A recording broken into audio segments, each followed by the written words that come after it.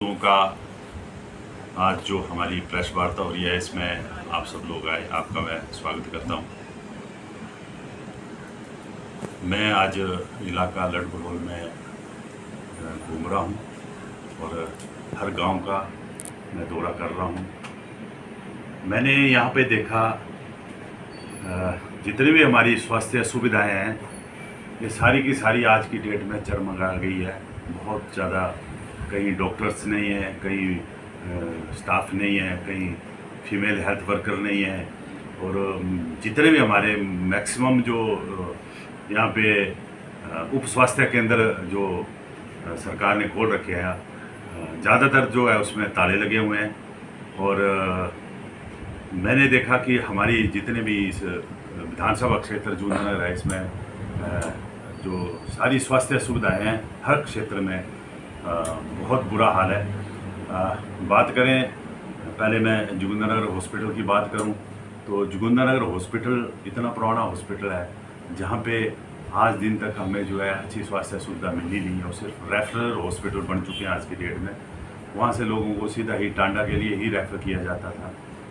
और उसके बाद बात करें हम आपकी हमारा जो प्राइमरी हेल्थ सेंटर है, और जिसको सिविल हॉस्पिटल चंद दिन पहले 6-7-8 महीने पहले जिसकी घोषणा की चौंतड़ा में, वो आज दिन तक उसमें भी उसकी भी व्यवस्था वैसी की वैसी चरमरा गई है। बात करें हम अपने लड़भड़ोल हॉस्पिटल की, तो लड़भड़ोल हॉस्पिटल में भी सुविधा की नाम की कोई चीज़ नहीं है। यहाँ पे भी किसी प्रकार की कोई फैसिलिटी नहीं है। तो बाकी जितने भी यहाँ पे स्वास्थ्य केंद्र है, मैंने देखा खुड्डी, आपका त्रैम्बली, आपकी कोलंग, हर मतलब जितने भी देखे वो सारे उसमें ताले लगे हुए हैं, या कोई आशा वर्कर के हाथ से जो है के माध्यम से जो है वो स्वास्थ्य उपकेंद्र जो चलाए जा रहे हैं। और हमारे जो स्वास्थ्य सुविधाएं हैं वो इस सरकार ने इस टाइम जो है बहुत बुरी हालत हुई है। आपके ध्यान में मैं एक चीज़ लाना चाहता हूँ, जो भी एक स्वास्थ्य सुविधा या स्वास्थ्य केंद्र खोला जाता है, उसके लिए भारत सरकार जो है लगभग 1 साल का 4 लाख की जो है आपको मेडिसिन दी जाती है। और उसके बाद जो एक हॉस्पिटल बनता है उसके लिए मिनिमम लगभग साल की जो है 4 करोड़ की जो है मेडिसिन आती है, जो भारत सरकार उसको ग्रांट करेगी और भारत सरकार देगी। लेकिन हमें दुख इस बात का है कि जो भारत डबल इंजन वाली सरकार है, सेंटर में सरकार है, हम तो पहले ही भी बोल रहे हैं कि इस सरकार की प्रशासन के ऊपर एक पैसे की भी कहीं भी किसी भी क्षेत्र में कोई पकड़ नहीं है।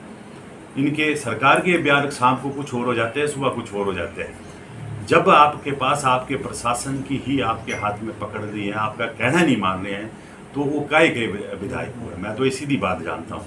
और इस टाइम हम लोग इतनी त्रासदी के साथ गुजरे, यहाँ कई लोग बेचारे घरों के दरारें पड़ गई।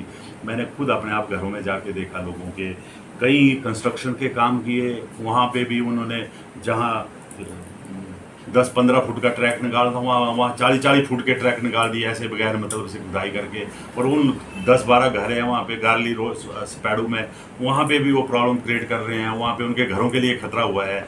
मैंने बनों में देखा, एक बेचारा, एक लड़का, उसकी 3 बेटियाँ, एक उसका बच्चा, उसका घर पूरा फट गया, ठीक है जी। उसके बाद चक्का में हमारे जो इलाका है वहाँ पे घर की स्लाइडिंग हुई, उसके बाद बसाई में घर की स्लाइडिंग हुई, उसके बाद आपके नीचे आ जाओ आप, यहाँ पे भी लड़भड़ोल में भी काफ़ी एरियो में, काफ़ी गांव में जो है स्लाइडिंगें हुई, कईयों की गौशाला गई, कईयों के घर हो गए, रोड एक्टिविटी बिल्कुल ज़ीरो हो गई। आपका ऊटपुर सांडा रोड जो है अभी तक नहीं खुल रहा है।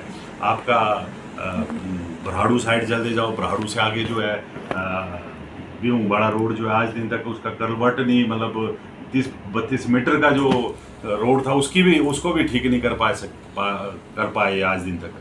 तो इससे लगता है कि प्रशासन में बिल्कुल भी इस सरकार की कोई पकड़ नहीं है। इसकी वजह से जो है हम लोगों को परेशानी हो रही है। भारतीय जनता पार्टी की सरकार है, और हमारे जो विधायक साहब हैं उन्होंने भी भारतीय जनता पार्टी के लिए ही अपना समर्पित किया है। तो वो उनके इसी के हिसाब से वो यहाँ पे जो भी विकास के काम थे वो करवा रहे थे। पर सवाल ये पैदा होता है कि जब हमारे पूर्व में रहे मंत्री और भारतीय जनता पार्टी के कैबिनेट मंत्री थे आदरणीय ठाकुर गुलाब सिंह जी, जब उन्होंने ही खुद अपने आप बयान दिए कि जोगिंदरनगर के अंदर कोई विकास नहीं हुआ है 5 सालों में, विकास में हम लोग पिछड़ गए हैं, तो इससे बड़ा प्रमाण मैं समझता हूँ कि आपको देखने को नहीं मिलेगा।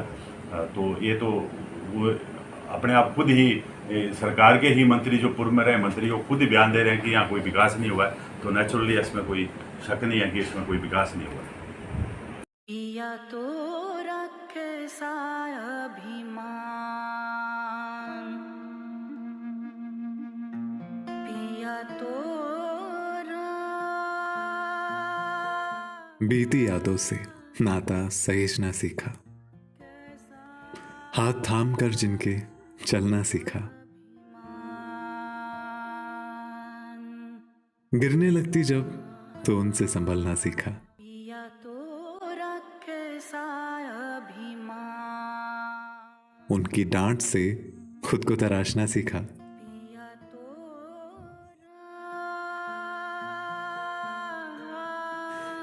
घर से दूर होकर भी दिल को हमेशा यह एहसास रहता है, उनका प्यार और फिक्र हमेशा मेरे साथ रहता है।